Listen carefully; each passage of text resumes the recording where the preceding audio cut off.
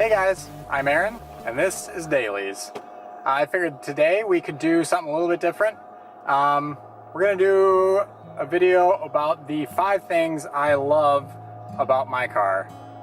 If you didn't see the last video, I drive a 2009 Pontiac G8. A lot of things to like about this car, a lot of things to really, not like about this car. So, let's get started. Go for a little bit of a drive and I'll kind of go over a few of the things.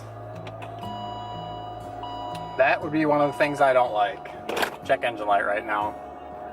So far it's been reliable, but it's been a little bit annoying with that.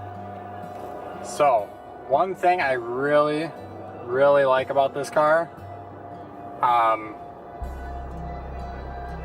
the size of it.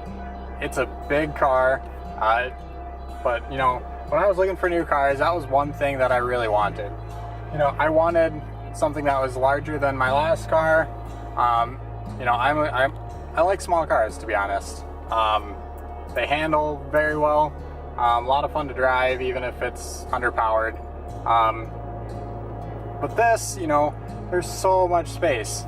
It's a completely different thing, completely different car than I'm used to, which is, really cool. Second thing I love about this car is the styling.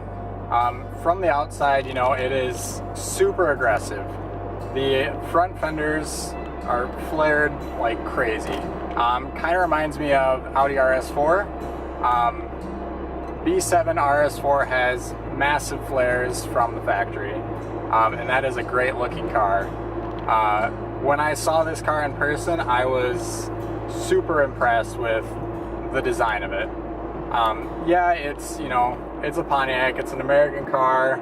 Pontiac went out of business while this car was being made, but that doesn't mean that they skimped or cheaped out on really anything. The interior is super nice. I actually really love the design of the interior. I know some people really don't. It's kind of one of those personal preferences.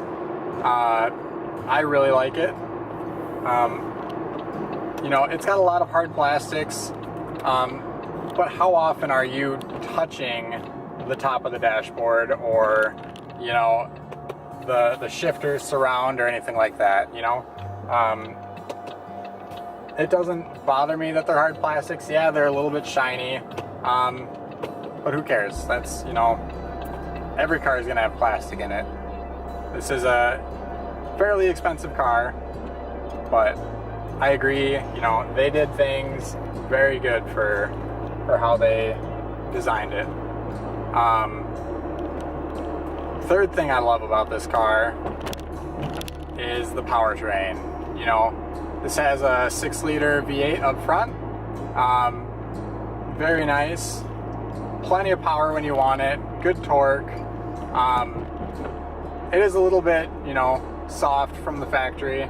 They didn't tune it out very aggressively, which is understandable. They have sports cars for that. They didn't need to make this a 4-door race car. You definitely can, and it's very easy, but they didn't do it from the factory. That's fine with me. That gives me something to do to it. So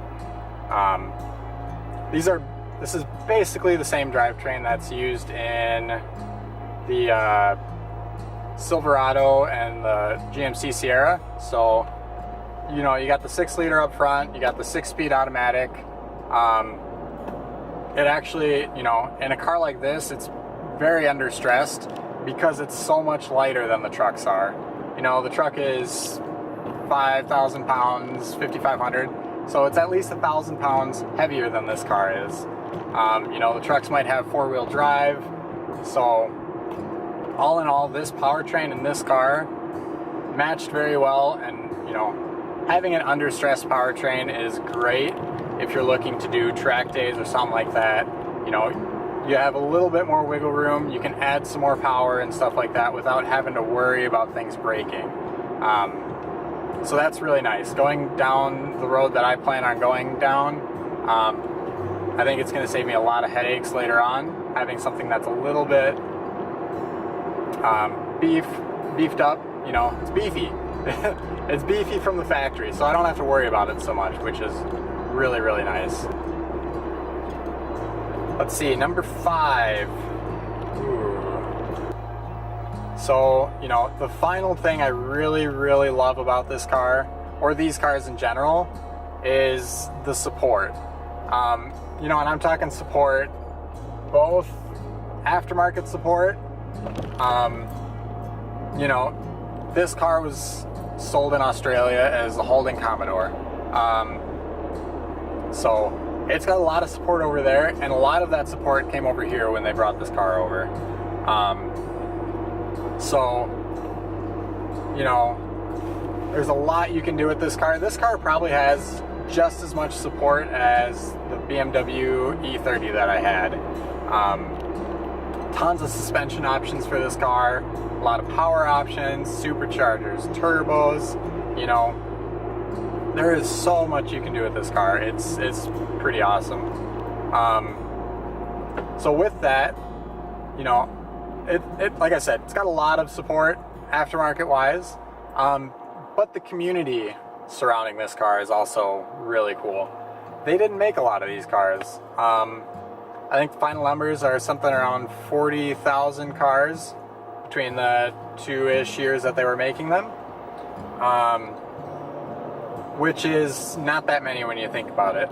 My last car, the BMW E30, I looked up production numbers for that car. That car was made for more years, obviously, but with that they made a lot more of them. So I think production numbers for that are like 1.3 million cars. Yeah, you know, it is a 20-year-old car. You don't see them every day, but these are pretty rare, and that kind of rarity, I guess, makes people really care about them. When people really care about something like this, they help each other out. You know, there's a good camaraderie between people. So I think that's really cool. I'm really hoping to get out and meet some owners of this car. You know, there's a lot of Pontiac meets and, you know, Holden groups and stuff like that here in the Midwest. So I'm really looking forward to going out and not only celebrating owning this car, but really getting to kind of know more people. That is one thing. It's really nice. You know, the BMW culture is pretty cool, but it's not the same as this. You know, this is not a $3,000 car that anyone can buy. It's a $20,000 car, $15,000 car. Not everyone's gonna get that when they're 15. So the group of people that own this type of car tend to be more mature, I would say, which is, you know, all the better.